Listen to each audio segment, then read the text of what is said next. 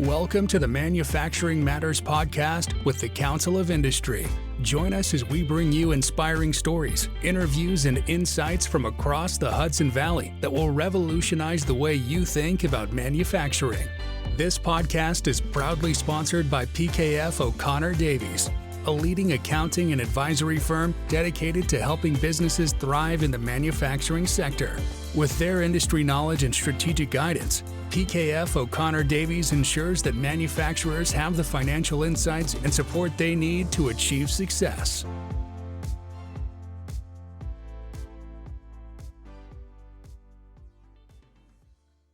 Garrett Noach, Vice President of Manufacturing for Lammothermic Corporation. Welcome to the Council of Industry podcast.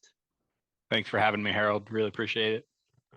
So Lammothermic, tell us a little bit about the company. What do you guys make? Where are you located? So Lammothermic is an investment casting foundry located in Brewster, New York, just a little past the New York, Connecticut line. We make investment castings. For people that don't know what that is, it's a type of way of manufacturing metals. Basically, we start off with a part that our customer wants made, and what we make is custom work. It's nothing you really see on like the shelves of Home Depot or anything like that. Okay. We start off with a blueprint or a solid model of a part that is to be made. We make a aluminum mold that is the negative of the part. We melt wax and inject it under pressure into the mold to make a wax pattern.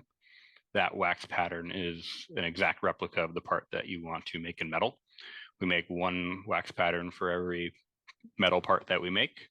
We take those wax patterns, we attach them to a longer block of wax, and we call that a tree. We take the whole tree and we dunk it in ceramic slurry and sprinkle it with sand. The common analogy I use is making chicken. You dip it in the eggs and you dip it in breadcrumbs, and you do that anywhere between 7 to 12 times depending on the part geometry. We take the whole thing, which is wax coated by ceramic, and we put the tree into our boiler clave system, which is a boiler and an autoclave.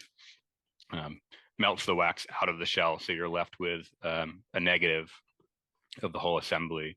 We take the whole assembly, we put it into an oven and preheat it up to around 2,000 degrees, and we melt metal in an electrical induction furnace to about 3,000 degrees, and we pour the metal in. After it's cooled, we break the ceramic off, and you're left with a metal replica of what you had in wax, and you cut the parts off the tree using an abrasive saw, and you post-process from there. So we serve all sorts of industries. We kind of pride ourselves in being very diverse in the work that we do. We make components we don't make any guns. We do make firearm components. We service the meat processing industry, paper processing, a lot of valves and pump parts. We make parts for automotive lines. There's not really one specific industry that we lie in. We're a little bit across the board in everything. Which is good. For a variety of different alloys, primarily stainless steels. That's typically what we see the most going through our plant. Interesting. So also it sounds, I know you have a very modern version of it, but this is a pretty ancient process, right? I mean, this is stuff that people have been doing, I want to say, like since the Bronze Age. Yeah, absolutely. It's a very modernized way of saying it. You're correct, but yeah, this has been going on for years and years and years. It is clearly an interesting process, and you mentioned a diverse customer base. But talk a little bit more about the pre and the post. I mean, how much do you help with the design and figuring out how to make the part, make it as cost effective, working with the customers, and then you could talk a little bit about the finishing process as well. How far do you go before you hand it back to a customer? Sure. So we're experts in designing the casting for the casting process. We don't do design work for our customers per se. Like we make a component that holds people to a ski lift line. I don't get involved in doing any of the design work in terms of how much can it hold, but we definitely design the way the part goes through our process to make it most cost effective and get the best lead times through our plant and whatnot. We do have an in-house CNC machine shop, and we do some post-process machining. A lot of our customers will choose to send work out to other machine shops for 5-axis machining. We do a fair amount of work in a bunch of different industries. So some of them, we call them cut and ship, where we cut the parts off the runner and it's pretty much, we Just clean the send it right out. parts and send it out. I mean, we tumble them and remove the ceramic and such. There are other parts that go through NDT testing, non-destructive testing. We do that here. We do radiographic testing, fluorescent penetrant testing, and magnetic particle inspection. So those are all different methods of testing the parts before they go out to the customer to check for discontinuities within them. So depending on the type of part, they'll be subject to that testing. And those type of parts are usually held to an industry specification that we make. And like I said, some parts, they get buried underground and 3 feet of concrete, and their purpose in life is to hold a pole sticking out through the concrete. So anything from and applications like that to parts that are holding airplanes up in the air. Right. Well, that kind of is an interesting question, because obviously you must have competitors within the investment casting industry, but is there competition between how these parts are made? I mean, is a company looking and saying, "Oh, we could 3D print this," or maybe it's best machined? Is there a niche of parts, or is that always changing? It's always changing, really, is the answer to that question. But I will say within the industry, we compete with probably 100 different foundries across the US and several overseas. What really kind of distinguishes us is we take a lot of pride in being able to work with a customer on how to successfully create a casting based off of a part that they have in mind. So they might send us a blueprint and say, "This is the part we want." And we like to say that we'll sit down at the table and said, "This is how we're going to get from what you have on this drawing right here to what you're going to be holding in your hand." And some features that they might have are too tight to cast, or some features that they might be adding in later, they might not realize that they can design into the casting. So we try and help them really get the best bang for their buck in terms of designing the casting. Other times somebody will come to us and have like a 5-piece assembly, and they say, "Well, this gets assembled into that piece, and then that piece gets assembled into this piece." But we might say, "Well, why don't you just do all of it in one? We can do that." Oh, okay. So that's kind of where we pride ourselves. That's solutions. Solutions. I always tell people we don't have problems in this building. We have solutions. There you go. And I actually, no, the real saying is we don't have problems, we have opportunities. Okay.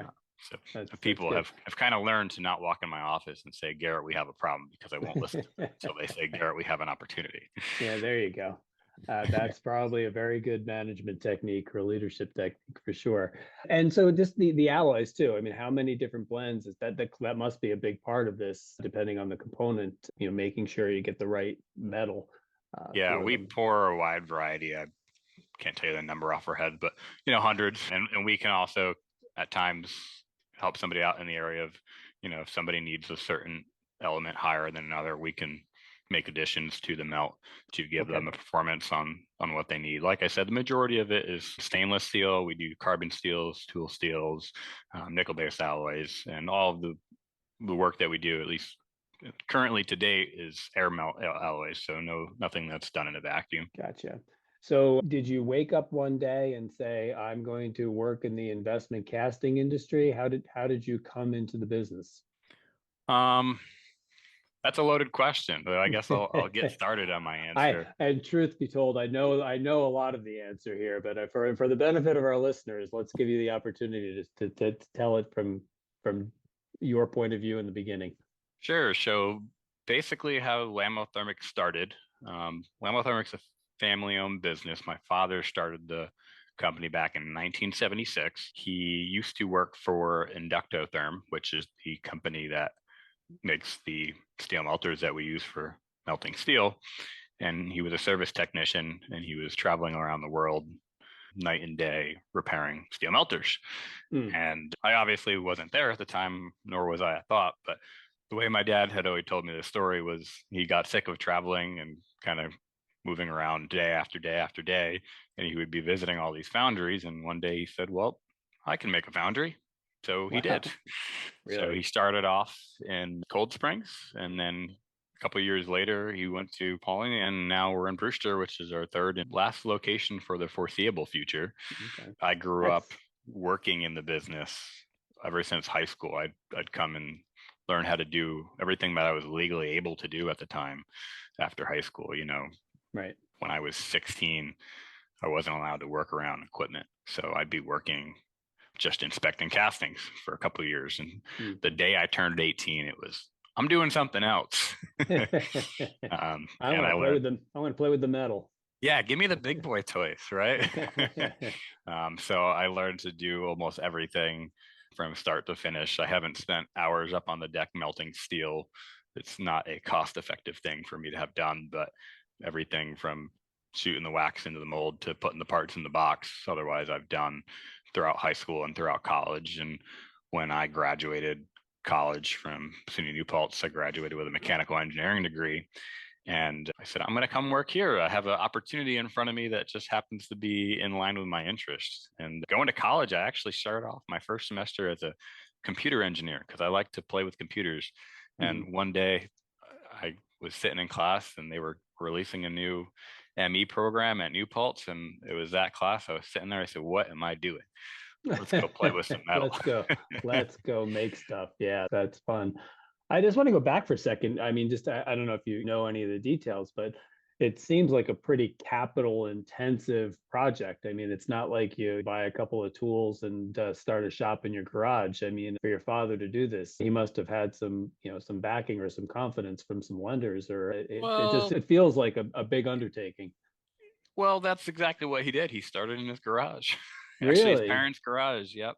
And we actually still have it upstairs. He built, because he was going around repairing steel melters, he built his own. And it only held Wow. about like 10 pounds of metal or 20 pounds of metal or something really tiny. Wow.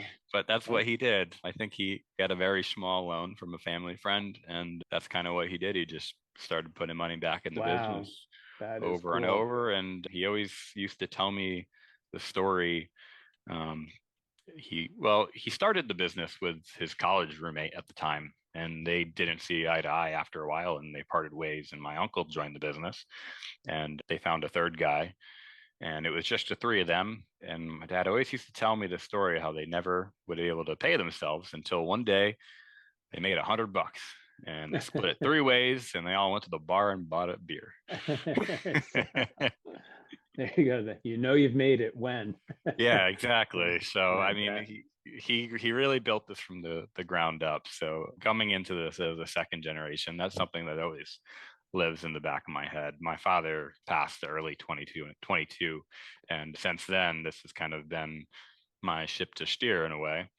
And now I've kind of have the confidence to say, let's go do it. Yeah, but that must have been. I mean, it must have been hard. Clearly, you're a young man, and it was a challenge, I'm sure, to step into that role. Even though you probably had quite a bit of experience and you had touched a lot of the business, Yeah. really not a lot of depth. Yeah. I mean, I was 25 at the time, and we have 75 people here, and I had always tried to talk to my father about how we'd move forward, and it was nothing that he really was that into. And I kind of ran into what I did. But I remembered the morning he passed, and 2 days later I went to work and said, all right, I got 75 plates of food that need to be fed, and here we go. And he built a great leadership team here, so we have quite a bit people here that have been with us for a long time. Our average employee has been here about 10 years or so. Wow, great. And we're phasing kind of into the next generation and hiring some new staff to help get us there. And it was a challenge that I just kind of decided that I'm going to stare right in the face until we do what we need to do. Right. So yeah, it was definitely difficult. And, from day to day, it's still an emotional roller coaster. There's a lot of things that I wish I could have asked Dad or wish we could have done. Learning the business side of things was kind of like being thrown in a pack of wolves, but for the most part, it's coming to me. And, I've made a lot of connections through the council of industry, especially to kind of pick up the pieces of where I'm lacking to keep going. So, now I'm excited to say that we've had some excellent years since then. Wish Dad could have been around to see it, but I see nothing but success for us in the future. Well, that's great to hear. And, picking up on your motto of no problems, only opportunities, where are you steering the company? What is the opportunity in 2024 and beyond? I think you can break that answer up into a couple things, but really the first thing is to kind of stand our ground in terms of transferring some knowledge. We Mm. had a couple of key players retire, and for 2023, it was about transferring in some of the new staff and phasing out some of the old, and in their well-deserved retirement, to kind of get back up on our feet. We're looking to go ISO in 2024. And really, the whole name of the game, I think, is to build a team of players that don't take failure for an option. And we've had that for a long time, but I think one thing that the company can improve on is the way we go about tackling opportunities. You rarely hear me say the word problems, and it's about breeding a new culture to help get us to the goals that we want. We've replaced a lot of equipment in 2023. I really wanted to update some of the equipment that we had and make it a better place for our people. I want Lammothermic to be one of those places where people don't know about, but they know, hey, that's a nice place to work, because it provides opportunities for people, and it provides a rewarding and challenging environment that people can succeed in. That's really one of the biggest things for me. Long term, I really would like to expand, but given the lot of land we're on, it will be difficult. Sure. But right now I'm kind of moving into finding ways to automate more. Obviously, a lot of companies have been doing that in the last 2 years with the labor situation. That we've bought some new pieces of equipment that will help us get there, and we're exploring new ones. So that's the long answer to that question. Yeah. Really, what's important to me is to be successful in business, but also have this be one of the top tier places where people want to be and can learn skill sets. Some of the manual labor jobs we have, I don't like to use the word unskilled, because everything we have is skilled, especially in our line of work. It's a labor intensive process. Anyone that comes and sees it. So being able to take somebody that doesn't know anything about the industry that we're in and give them tools to succeed and build a better life for them and their families, that's really important to me. If not just as important than the business, big business decisions that we have to make on how to move forward. I mean, you got to assume that those two things go hand in hand. But, particularly if you're not worried about, or well, if you're going to be worried, but if not, your top priority isn't the next quarterly results, but you are looking at a longer term horizon for the benefiting the business. Clearly raising everybody and the skills of the employees and making it a great place to work. Those things go hand in hand. Yeah, for sure. I think it's really important that a lot of people realize that, especially I think that's really well seen in some of the small manufacturers, maybe not so much of the big. It's something that's important to me, and we're going to keep working on. Like I said, we want to go ISO, and got some major improvements done in 2023 on the building that we needed to do. So kind of got some of the things that have been on my, we should do that list out of the way. Right? Yeah. So those are the things that were on my bucket list. Perfect. So you mentioned a few minutes ago that you had some good connections through the Council of Industry and just said some nice things about small manufacturers. Are there any in particular that stick out that you want to talk about? Yeah, I'll definitely throw a bone to Sean Hamilton. Well deserved. Yeah, absolutely. He was really the reason I know you guys. And to be straight, he came to my father's wake and he walked up to me somewhere towards the end and he said, "You don't know me, but I know you. Come visit me and let's talk." And sure enough, a couple months later, I went to Putnam Precision and talked with him, and the amount of connections he's given me, let alone the confidence, has been really great. Aaron Phipps over at MPI, they make equipment for us, and he is to his father like I am to mine. These are the types of people that keep the community going, and I think really are excited about bringing the next generation of manufacturers to the Hudson Valley. So I'll definitely throw those guys a bone. Yeah, good point. Two really good people right there, and two great companies. Certainly our friends at NPI are top notch. A small business with a really a global footprint. They have business from all over the world. Oh yeah, absolutely. They're in our shop a lot, looking at how we use their equipment, talking to their other customers about it and whatnot. I guess the biggest thing for me is when I first met you guys and everyone at the council, it was what is there to get from this? And you guys offer a whole lot of things, but the biggest thing for me, especially being a younger individual in the shoes that I'm in, is the networking aspect of going to some of the meetings you have or the events that you have and being able to see the people that are in the same shoes as I have, but have clearly walked the walk quite a bit more and know how to do things. And, there's always a lot to just being able to pick up the phone and call someone and say, this is what I'm up against. What would you do? And I've done that several times with a lot of people at the council, just to kind of get their opinions. Yeah, that is good to hear, and I mean I know it's true, and I think I would say this for a lot of the folks on our board and in our membership in general is they're generous with their time and wisdom, but they're also always learning and always open-minded and looking to get something to learn back and see how they could take some information from you and others and make their businesses a better place. I think learning is just the key to life. You just never stop learning. That'll get you anywhere. Yeah. So what are you reading in the magazine? That I've got quite a bit of books out of that too. I'm always reading. That's also a gift. That's good to hear. Actually, I just finished a book from that reading list as well. It's like that. Yeah, that's a great book. Appreciate it. So, we talked a little bit about what's next, and you mentioned ISO. Is that something that is kind of being pushed on you by your customers, or is that something you think will be like a way to improve process and efficiency, or both? Definitely both. We had never really, we had started working on our ISO certification like right when COVID hit, and then obviously COVID threw a big wrench into a lot of things, and one of those was for us was ISO. So we're getting back on the bandwagon. I think it'll definitely help us internally to be able to maintain processes and kind of keep the culture in line with what the whole ISO spirit is. But also some of it is being pushed on by our customers. There are some people that if we're not ISO, then doesn't matter. They don't stop at our booth and talk to us because one of their things on their checklist is an ISO certified vendor. And we're not that. We like to think that we are very well qualified and we're pretty much ISO without the certification right now. But, a lot of those things, I think they'll help us on both sides at the show booth and also internally. We've got a really good team that I'm confident that's going to get us there.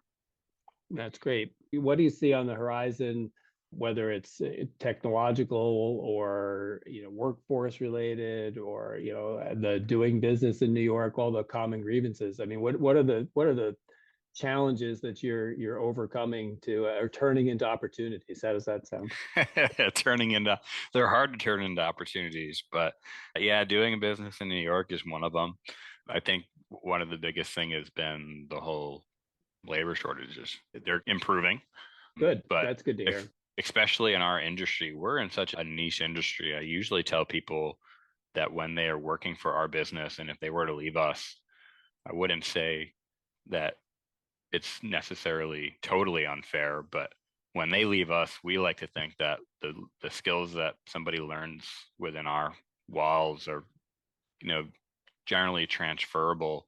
The investment casting process is such a niche thing that it's very difficult for me to have an engineer on staff that comes from, like a plastics manufacturer or something like that. There are some similarities and things transfer and using ERP systems and generally accepted, good manufacturing principles, but they will not understand some of the more complicated things and that goes into making a casting.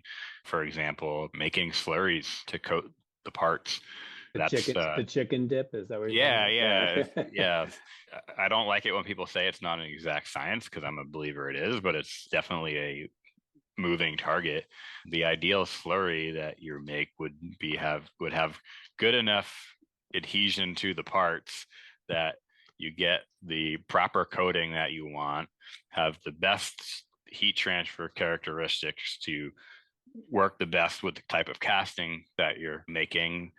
But you also want it to be permeable enough so the air goes out as the metal goes in. And at the end of the day, you want it to be strong enough so it doesn't crack while they're pouring the metal in, but you want it to be weak enough so that when you take it off, it's no problem. So, things like that are constantly a moving target. So trying to find somebody that's got experience in something like that. It's a very niche type thing.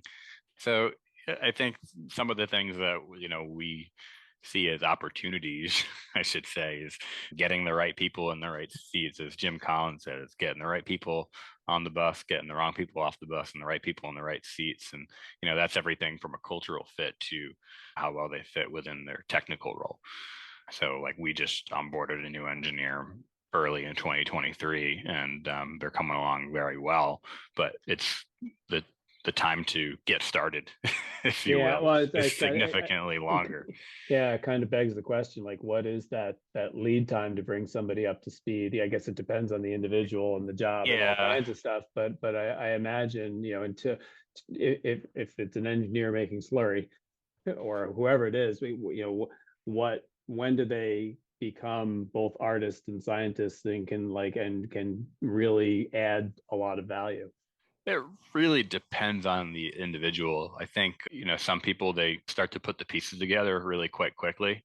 And within, 6 months or so, they're not coming in with a blank stare on their face every day.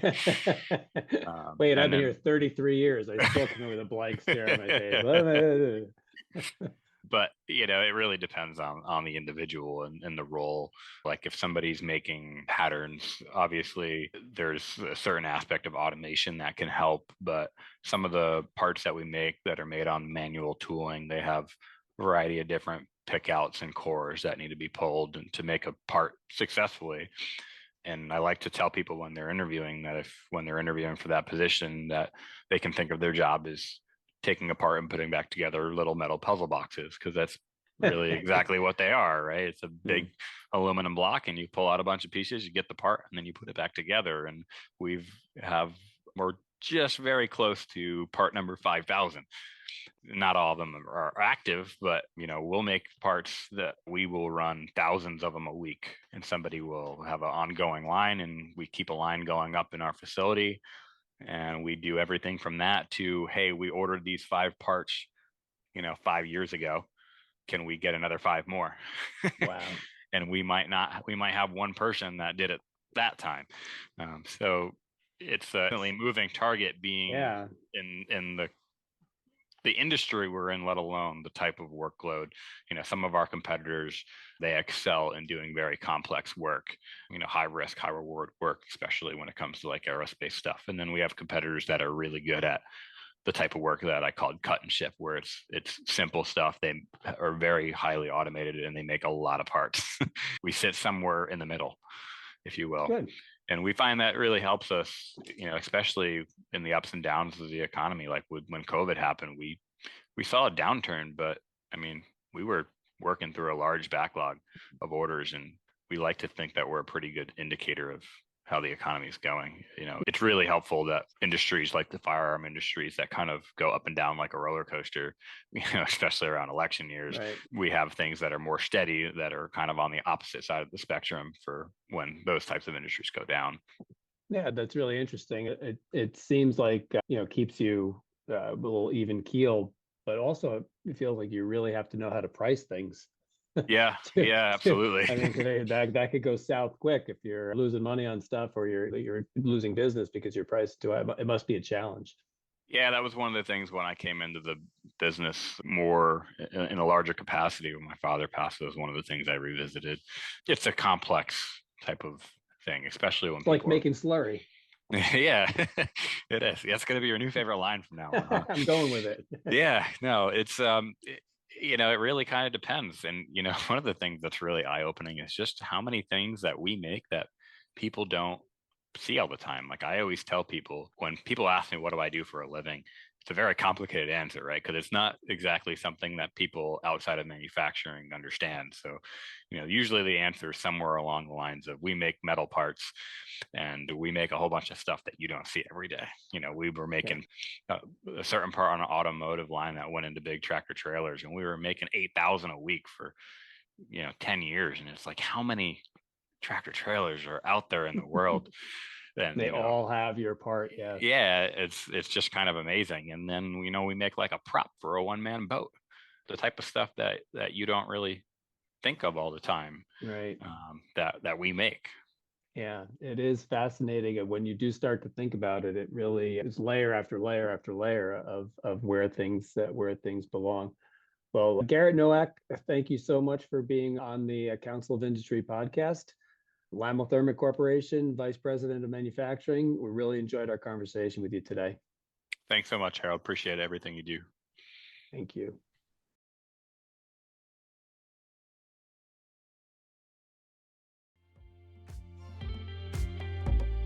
Thank you for joining us on this episode of Manufacturing Matters, brought to you by the Council of Industry and sponsored by PKF O'Connor Davies, accountants and advisors who understand the unique challenges and opportunities in the manufacturing sector. We hope you gained valuable insights and inspiration from today's discussion. If you enjoyed this episode, make sure to subscribe to our podcast and leave us a review on your favorite podcast platform.